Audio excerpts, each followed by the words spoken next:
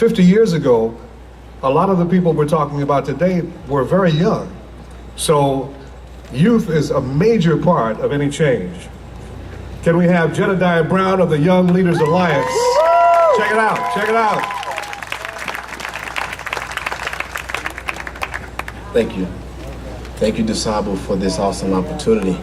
Sitting here with heroes of mine like Father Mike, good friend Ramon. I'm standing here today in the footprints of John Lewis, who 50 years ago represented the student activist nonviolent part of the march. 50 years ago, Lewis said, "We want our freedom, and we want it now." 50 years later, are we free? Are we free when the Voting Rights Act has been crippled? Are we free when we see schools closing in our neighborhood and we have no say-so? Are we free when we are afraid to let our children be children because they're slain in their own community? John Lewis said, "We will not wait for the courts to act, for we have waited hundreds of years." Well, I say we waited 50 more. Dr. King made it clear, nobody else can do this for us. No document can do this for us. No civil rights bill can do this for us. For if we are truly going to be free, we must move down into the inner resources of our own soul and sign with the pen and ink of self-asserted manhood our own Emancipation Proclamation. We cannot address black excellence nor black power until we can again say it loud, declaring and meaning, I'm black and I'm proud. My black is beautiful. We need to sign ourselves over to freedom. The Emancipation Proclamation was signed over 100 years ago. Today is our turn. We must remember the power and possibility of Martin Luther King's dream. 50 years ago, 50 years from now, our children will remember us today. What will they say? They will say we defined ourselves. We named ourselves. We no longer settle for what others have called us. But we are no longer coons and niggers and Negroes or color.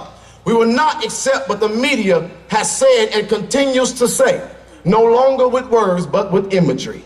When we stand before an American court of law, they tell us to tell the truth, the whole truth, and nothing but the truth. So help me God. So help us God, because 50 years later, someone is still telling lies. Still today we are portrayed as lazy and aggressive, suspicious, or wait, suspect. We are still portrayed as poor and conscienceless animals. And the biggest lie that I've heard since I've gotten active in the city of Chicago is that the black man is hopeless. Because hopeless and chosen don't mix. Through racism, through slavery, through prejudice, through stereotypes, through disenfranchisement and unlevel playing fields, God didn't bring us this far to leave us now. We are not the stereotypes. We are not Mendigo. We are not Mammy. We are not thugs. That's not the whole story. We are Janila. We are Jedidiah. We are Trayvon Martin. And our souls need cleansing. And while our souls need cleansing, America's souls need cleansing too. If she will not acknowledge the color that made her great, why should I fear competing in an interview for a job with another race? Why should I feel inferior to any man, praying and hoping that Allah will give me my God-given right to life, liberty, and the pursuit of happiness? This is our America too. And we know about the American dream. It is time that it became black reality. That no longer we wait, but we stand unified and begin to create. Black men are great, and it is not enough to have one black president. But let's elect a president so dark that it'll make every racist cringe every time they wake up in America. And let's show our children that they need to understand black power at the polls, black power in their own village, and black power in their inner selves. Representative Lewis said, we cannot be patient. We do not want freedom gradually. We want freedom, and we want it now.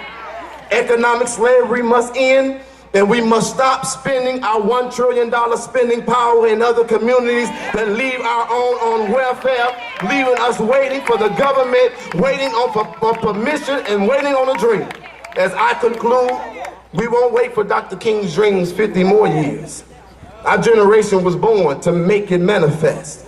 And I can't speak for anybody else, but Young Leaders Alliance, even though we are culturally competent, we've had enough, and we will not wait for freedom.